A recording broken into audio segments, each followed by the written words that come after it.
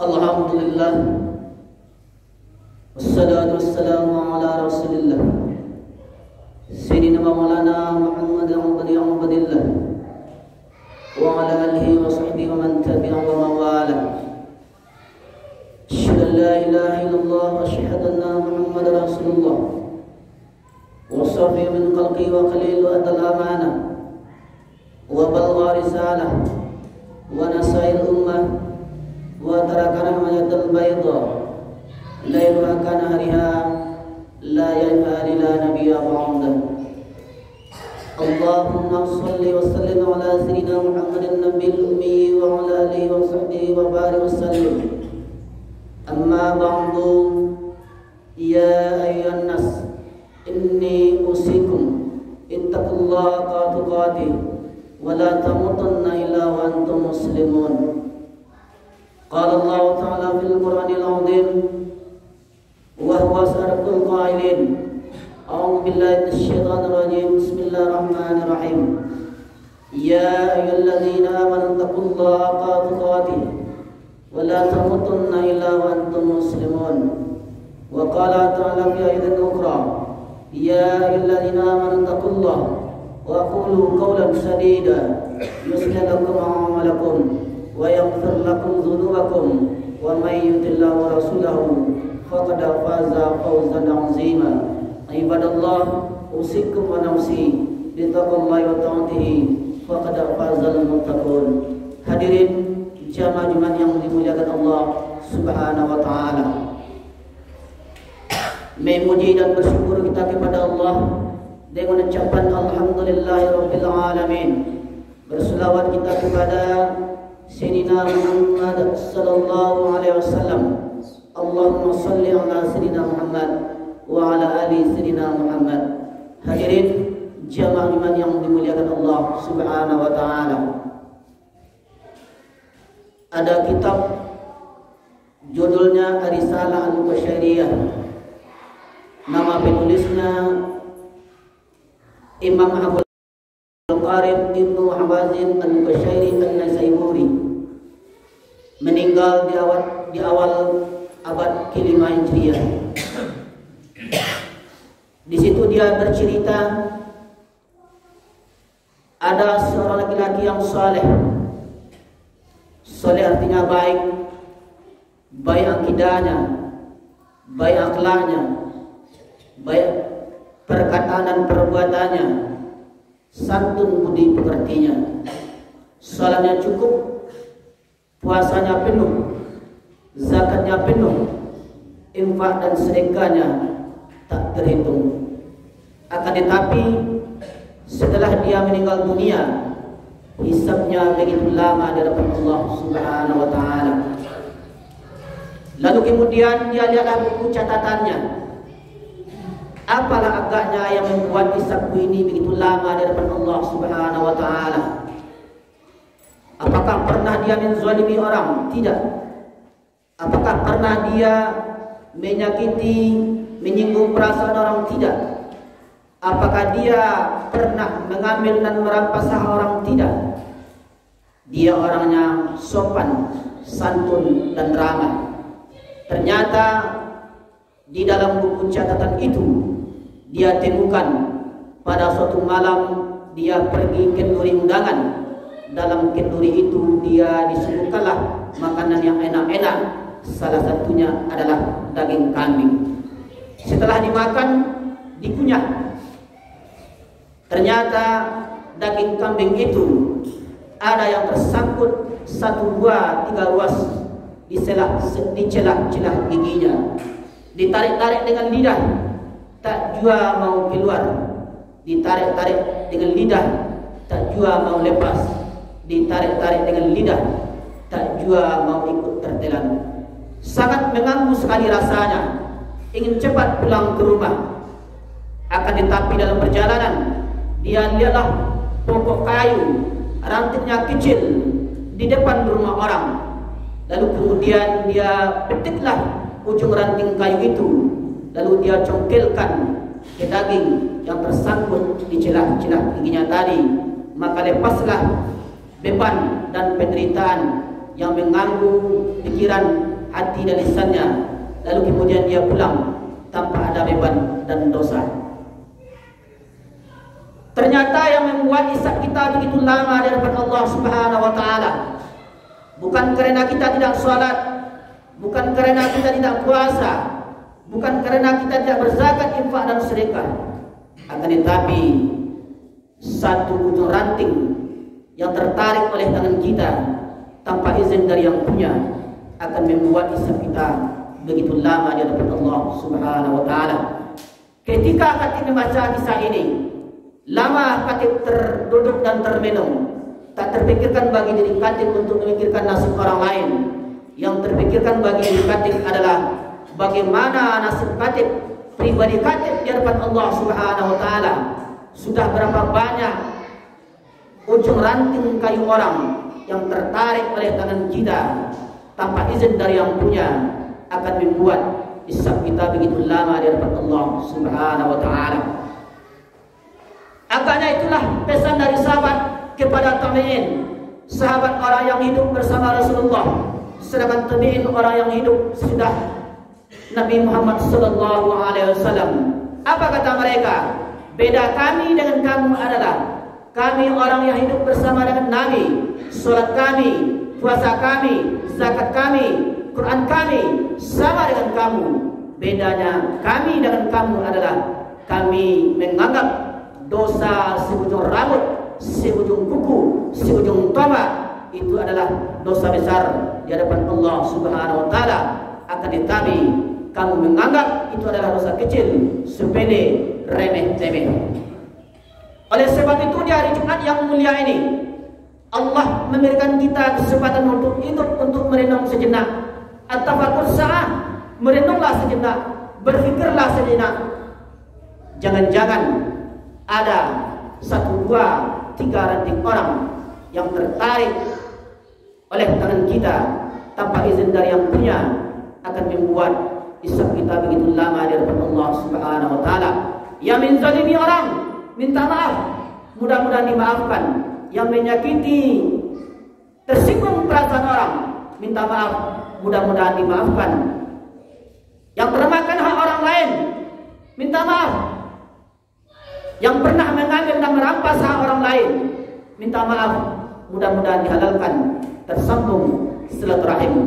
Man aba ayyubasata lahu fi rizqihi, siapa yang ingin dimudahkan rezekinya, wa yumsa'alu fi asari, siapa yang ingin dipanjangkan umurnya, fa'asul rahimahu, maka sambunglah silaturahim.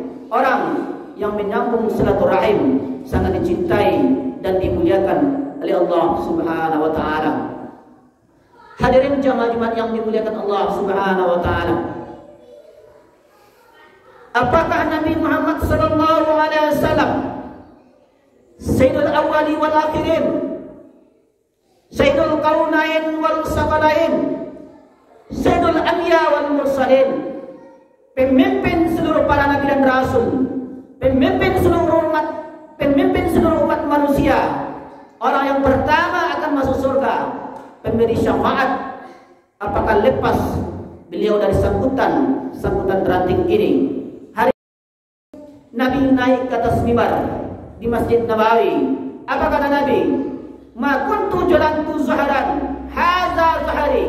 Siapa pundaknya yang pernah aku cambuk ketika aku mencambuk kuda, lalu pundaknya terkena ujung cambukku, ini pundakku, falyastaqib minhu, silakan balas.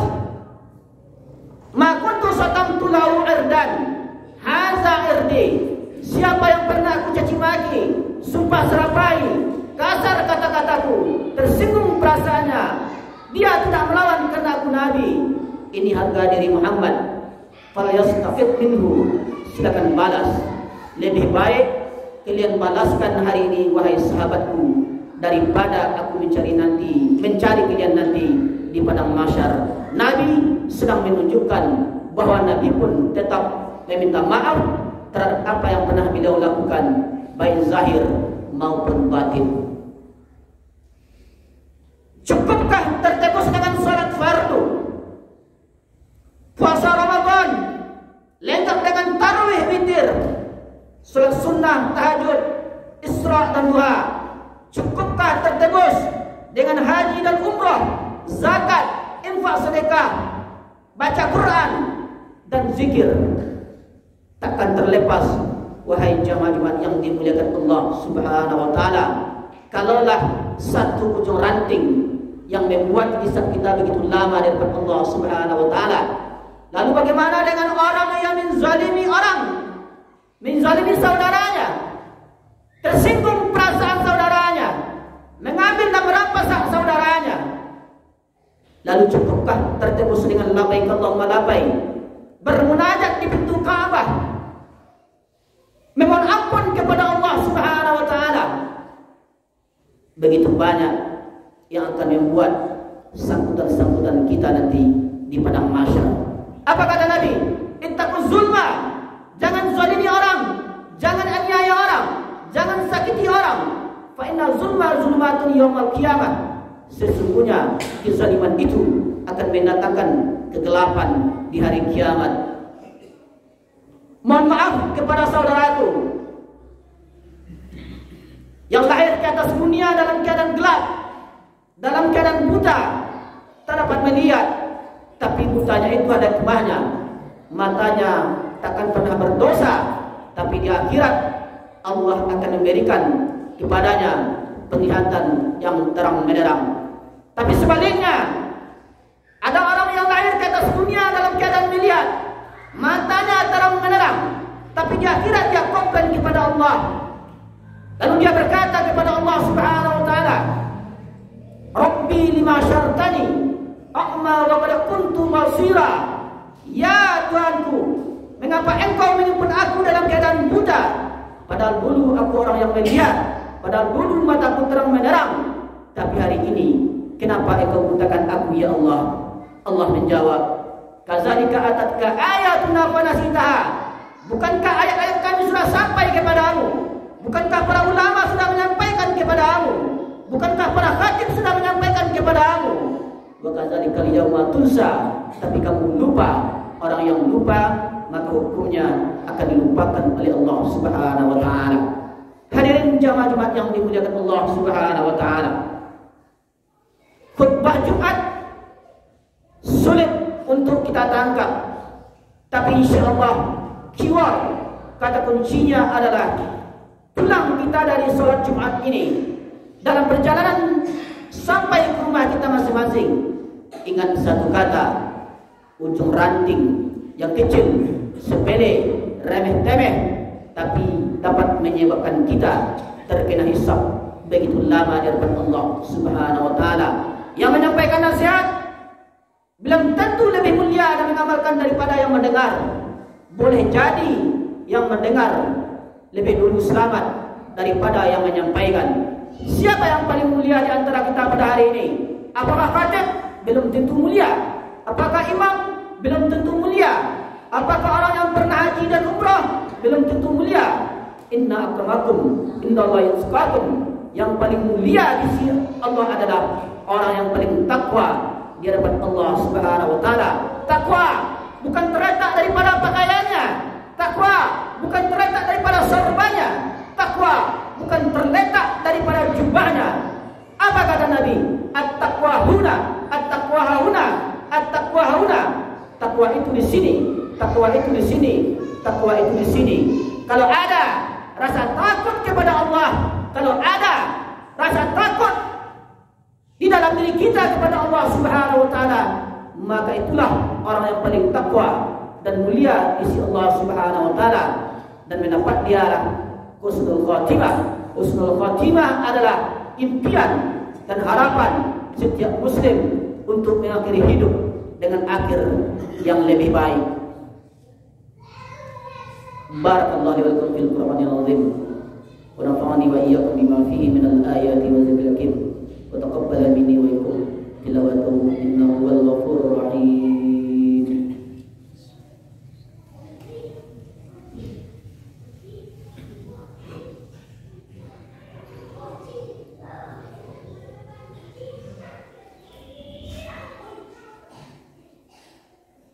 Alhamdulillahilladzi bi ni'matihi tatimmus shalihat wassalatu wassalamu ala sayyidis sahadat wa ala alihi wa sahbihi ali fadailul karamat.